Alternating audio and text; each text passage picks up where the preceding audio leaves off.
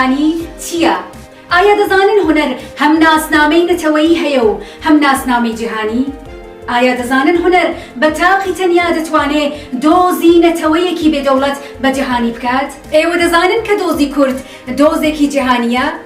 لەبەر کۆمەڵی کۆکاری جیهانی و ناوچەیی و ناوخۆیی دۆزی کورد بەبێ چارەسەر ماوەتەوە بە تایبەت کاتێک سەیری تانوپۆی جیۆسیاسی کوردستان دەکەین کاتێک دەبینین کەوا هەموو زل هێزە جیهانی و ناوچەیەکان لە دژی مافەکانی میلەتی کوردن ئەوسا لەوە تێدەگەین کە دۆزی کورد دۆزێکی جیهانیە. میلەتان بۆ ڕزگاری نەتەوەیی هەم پێویستیان بە هێزی سەختە و هەم هێزی نەرم. هێزی نەرم زۆرجار لە ڕزگاری نەتەوەی بێدەوڵەتدا ڕۆڵی یەکلاکەرەوە دەژێڕێت.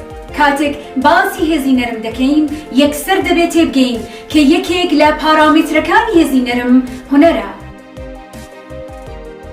بەڵام دەپرسین گەلۆ چۆن هونەری کوردی دەتوانێت پەیامێکی جیهانی هەبێت؟ لە ڕاستیدا هونەر ئامرازێکی بەهێزە کە نەتەوەی بێدەوڵەت دەتوانێت پەیامی خۆی و گوتاری ڕەوای خۆی بە جیهانیان بگەیەنێت. بۆ نمونە نیگارێکی پڕواتە، وێنەیەکی نایاب، پەیکەرەیەکی ناوازە، شانۆیەکی تایبەت و سترانێکی دەگمەن، فیلمی سینەماییەکی بەناوبانگ، فیلمێکی کورت یاخود بەڵگە فیلمێکی بەهێز. تلفر چ دکێ؟ پەیکەدار کەسرەوە تو لۆندۆنیە؟ تو تەلوی کردبوو؟ تو باشتر باس دەبوو؟ موسا ژێرگۆچ بۆ مەرەق نەکە.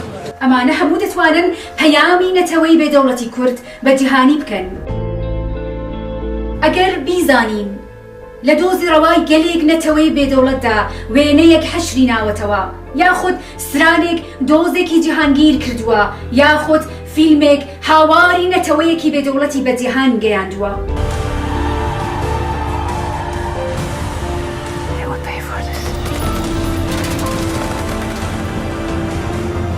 لە دۆزی کوردیشدا وێنەکانی هەڵەبجە وێنایەکی جیهانیان دروست کرد یان فیلمێکی یەڵمازگۆنای هەرای نایەوە. تەنانەت بەم دواییانش کامێراکان لە شەنگال و کوبانی و ئەفرین زۆر شتیان درکاند. تەنانەت وێنەیەکی محەممەد لە سەریکانی تورکیای تووشی گرفتی نێودەوڵەتی کرد. کەوابوو هونەر تاقە زمانێکە کە توانای هەیە دۆزی کورد بە جیهانی بکات. بەڵام ئەمە بەو مەرجەیە کە خودی بەرهەم و کاڵا هونەریەکە هەڵگری تۆخمی ناوازە بێت و پۆتانسیەلی جیهانگیری تێدا هەبێت. ئێمە دەمانەوێت لە ڕێگای ئەم بەرنامەیەوە تانوپۆی هونەری کوردی بە جیهان بناسێنین. بینەرانی ئازیز بۆ بەردەوامیمان پێویستمان بە پشتیوانی ئێوە هەیە. تکایە ڤیدیۆکانمان بپەژرێنن و بڵاوی بکەنەوە.